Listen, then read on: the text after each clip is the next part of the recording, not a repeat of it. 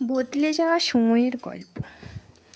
প্রথম প্রথম সবাই থাকে, চারপাশটা খুব ভিড় হয়, হাসি ঠাট্টা, গল্প, খোঁজ খবর, গুড মর্নিং, গুড নাইট ইত্যাদি। সারাদিন ধরে কথা হবে, দুর্বলতা শোনা হবে, উইকেন্ডে দেখা হবে, ছিমছিমে নেশা হবে।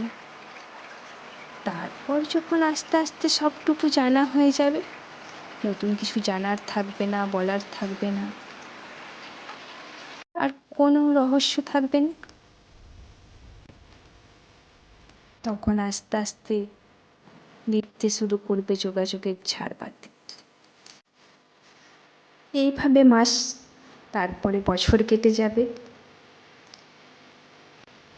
চ্যাট বক্সে নামের পাশে সবুজ আলোটা আগের মতোই জ্বলবে আর নেই। আমরা দেখব, তবু ওই জ্বলা আর নেভার সময়টুকু শরিক হতে আর যাব না।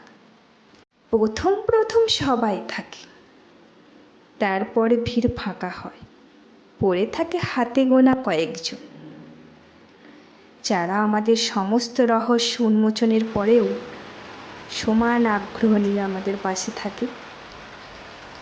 সকালে গুড মর্নিংটা না পেলে দুশ্চিন্তা করে, রাত্রে ঘুমোতে যাবার আগে গুড নাইটটা পেলে শান্তিতে ঘুমোয়, ঝিমঝিমে নেশায় কাঁধ বাড়িয়ে দেয়। আমরা তাদের কাঁধে মাথা রেখে বুঝতে শিখি, অনেকে নেই তো কি হয়েছে, কিছু জন তো আছে, এই কিছু জনই আমার কাছে অনেক।